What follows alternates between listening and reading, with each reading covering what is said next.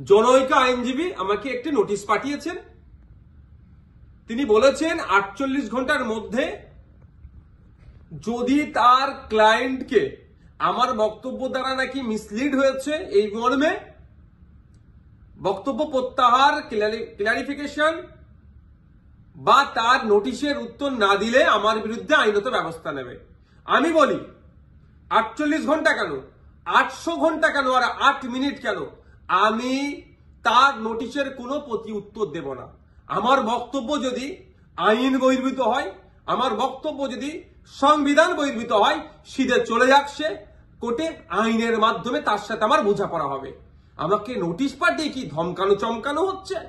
এই ধরনের অনেক নোটিশ আমি খেয়েছি। আমার নামে অনেক মারাত্মক মারাত্মক অভিযোগের মামলা নিয়ে আমি মাথায় করে চলছি, মিথ্যা অভিযোগ নিয়ে। উনি আমি ভয় পাই না।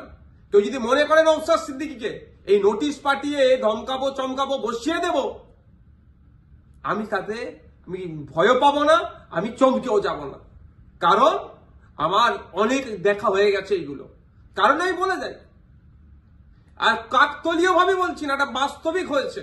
2019 সালে কেন্দ্রের সরকার নিয়ে এসেছিল এক বিভাজনের বিল, সিএ।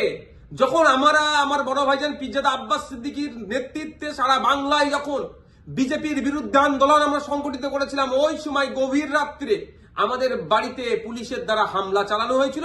সেই রাত্রে আমি সুপ্রিম কোর্টে এসেছিলাম, তারপরের দিনে মামলা করব বিজেপির বিরুদ্ধে, কেন্দ্র সরকারের বিরুদ্ধে। আর এখন আমরা যখন এই ওয়াকফ সংশোধনের বিরুদ্ধে মাঠে ময়দানে গণতান্ত্রিক প্রক্রিয়ায় লড়াইয়ের বার্তা দিচ্ছি এবং আইনি লড়াই করবে বলে তার প্রস্তুতি নিচ্ছে, আমাদের বাড়িতে নোটিশ চলে আসলো। নোটিশ আসুক, 100 বার নোটিশ আসুক, এতে আমি ভয় পাই না। কিন্তু এটুকু আমি বাংলার মানুষকে জানিয়ে রাখতে চাই যে যারা প্রতিনিয়ত মুসলিমদের বিরুদ্ধে কথা বলছে, মাদ্রাসা নিয়ে কথা বলছে, মসজিদ নিয়ে কথা বলছে, কোরআন শরীফ নিয়ে কথা বলছে, তাদের বিরুদ্ধে নোটিশ যাচ্ছে না কেন, তাদের বিরুদ্ধে আইনত ব্যবস্থা গ্রহণ করছে না কেন?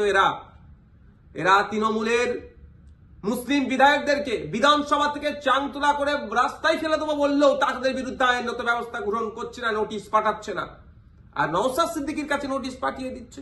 ঠিক আছে, আইনি লড়াই আমি লড়ে নেব। আমার আইনের যারা বিশেষজ্ঞ আছে, সম্মানীয় বিকাশ রঞ্জন ভট্টাচার্য স্যার এবং সম্মানীয় শামীম দ্বারা কথা বলেছি, তারা আমাকে বলেছে তো আপনার কাজ হচ্ছে রাজনৈতিক লড়াই লড়ে যাওয়া, বাকি আইনি দিকটা আমরা বুঝে নেব। সুতরাং আইনি লড়াই কোর্টে আমিও বুঝে নেব। কিন্তু আমার প্রশ্ন, যারা প্রতিনিয়ত মুসলিম সম্প্রদায়কে, মাদ্রাসা মসজিদকে আক্রমণ করছে, বিষ উগলাচ্ছে, তাদের বক্তব্যতে হিন্দু মুসলমানের মধ্যে যে সম্প্রীতি, যে ঐক্য বাংলায় বিনষ্ট হতে পারে, তাদের বিরুদ্ধে কটা নোটিশ করা হয়েছে, তাদের কজনের বিরুদ্ধে আইনত ব্যবস্থা গ্রহণ করা হয়েছে, বাংলার মানুষ একটা জানবেন, আমিও জানতে চাইছি। শুধু তাই নয়, আমাদের রাজ্য সরকারকে, আমাদের রাজ্য সরকারের যিনি প্রধান মমতা ব্যানার্জি মহাশয়াকে একটা বক্তব্য শুনেছিলাম, কি জঙ্গি যোগ না কি বলে দেখে দিয়েছিল, তখনও চুপ করেছিল। আর নওশাদ সিদ্দিকীর বিরুদ্ধে নোটিশ, ওই নোটিশ পাঠিয়ে আমাকে কেউ ভয় পাওয়াতে পারবে না। বিজেপির এই ওয়াকফ আন্দোলনের বিরুদ্ধে, সংশোধনী যে নিয়ে এসেছে ওয়াকফ, এর বিরুদ্ধে আন্দোলন জারি থাকবে। এই অসাংবিধানিক, অগণতান্ত্রিক এই যুক্তরাষ্ট্রীয় পরিকাঠামোকে ভেঙে দেওয়ার যে সংশোধনী নিয়ে এসছে, এর বিরুদ্ধে লড়াই জারি থাকবে। যখন আমাকে খোঁচা দিয়েছে, আমি কয়েকটা প্রশ্ন বাংলার মানুষের কাছে তুলে ধরতে চাইছি এবং সর্বোপরি তৃণমূল কংগ্রেসের কাছেও তুলে ধরতে চাইছি, এর উত্তর দিতে হবে।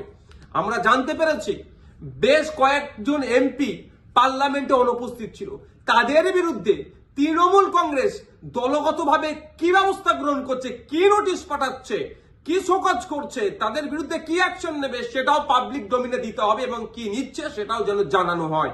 দ্বিতীয় হচ্ছে, যারা পার্লামেন্টে উপস্থিত ছিলেন, টোটাল আমরা যতটুকু জানা আছে, পার্লামেন্টে দুটো কক্ষ মিলিয়ে, লোকসভা রাজ্যসভা মিলিয়ে তৃণমূল কংগ্রেসের এমপির সংখ্যা প্রায় 42টি।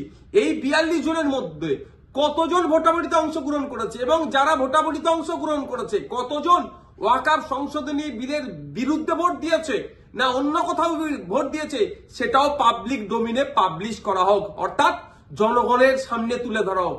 তাহলে দুধকে দুধ, পানিকে পানি হবে। নাহলে এই ধরনের ঘটনা ঘটতে পারে যে উপস্থিত ছিল ভোট দানের সময় এই ওয়াকফ সংশোধনীর পক্ষে, বিরুদ্ধে না ভোট দিয়ে বিজেপিকে সুবিধা করার জন্য তাদের পক্ষে ভোট দিতেও পারে, বিশ্বাস নেই এদেরকে আমার। তাই এই ডেটাটা পাবলিক ডোমিনে দেওয়া হোক। আর 3 নম্বর যেটা, যে 2021 সালে এমএলএ বিধানসভা নির্বাচনের সময় বলেছিল বিজেপিকে আটকাতে হবে, ভোটটা আমাদের দিন তৃণমূল কংগ্রেস। যারা আজকের দিনে এমএলএ তারা বক্তব্য দিতে গিয়ে বলেছিল যে বিজেপির বিরুদ্ধে লড়াই করতে গেলে ওনাকে জিতাতে হবে, ওনাকে জিতিয়েছেন। এখন লড়াই করবে না বিজেপির বিরুদ্ধে, না ঘরে ঢুকে চুপ করে বসে থাকবে? লড়াইটা কেমন ভাবে হবে? গণতান্ত্রিক প্রক্রিয়ায় মাঠে ময়দানে নেবে আন্দোলন সংগঠিত করতে হবে, আর একটা গণতান্ত্রিক প্রক্রিয়ায় আইনের সহযোগিতা নিতে হবে। এই যে বিজেপি ওয়াকফ সংশোধনী বিল নিয়ে এসেছে, এটাকে প্রত্যাহার করার দুটো রাস্তা। একটা হচ্ছে জনগণের চাপ সৃষ্টি করে, যেটা সংখ্যালঘুদের উপরে যে দমনপীড়ন হচ্ছে, ভারতবর্ষের পশ্চিমবাংলায় সংখ্যাগুরু মানুষদেরকে দায়িত্ব নিতে হবে। এই সংখ্যালঘুদের উপরে যে দমনপীড়ন নেমে আসছে সেটাকে প্রোটেক্ট কিভাবে করবে, অর্থাৎ মাঠে ময়দানে সংখ্যালঘু থেকে শুরু করে সংখ্যাগুরুরা মিলে আন্দোলন সংগঠিত করবে, জনপ্রতিনিধিদেরকে সামনে রেখে সাথে নিয়ে একটা দিক। আর একটা হচ্ছে সুপ্রিম কোর্টের দ্বারস্থ হয়ে আইনের মাধ্যমে এই যে নতুন আইন তৈরি করতে চলেছে, এই আইনটাকে রদ করা। এখন আমার বলার বিষয়, পশ্চিমবাংলায় 200-র অধিক তৃণমূল কংগ্রেসের বিধায়ক আছে।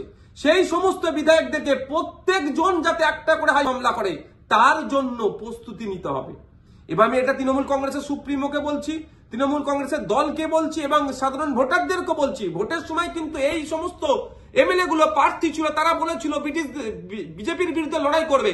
আজকে বিজেপির বিরুদ্ধে লড়াই দেখানোর জায়গা হচ্ছে মামলা করতে হবে।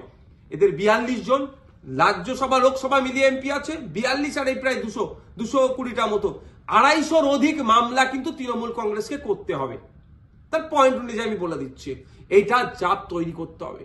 আমি নওশাদ সিদ্দিকী একা যদি আমি একাধিক মামলার দায়িত্ব নিতে পারি, হাজার হাজার মামলা হবে ওয়াকফ সংশোধনী বিলের বিরুদ্ধে, সেটা আমি ভালো করে জানি, বিজেপিও জানে, তৃণমূল কংগ্রেসও জানে, আমি পাবলিকও জানে। কিন্তু তৃণমূল কংগ্রেস কটা মামলা করছে, না মামলা না করে বিজেপিকে জায়গা করে দিচ্ছে, সেটাও পাবলিককে দেখতে হবে।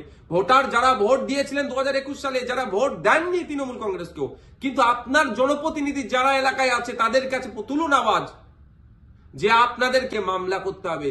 মালদা থেকে কংগ্রেসের একজন এমপি আছেন, তাকেও আমি অনুরোধ করছি আপনিও সুপ্রিম কোর্টে চলেন, গিয়ে মামলা করবেন।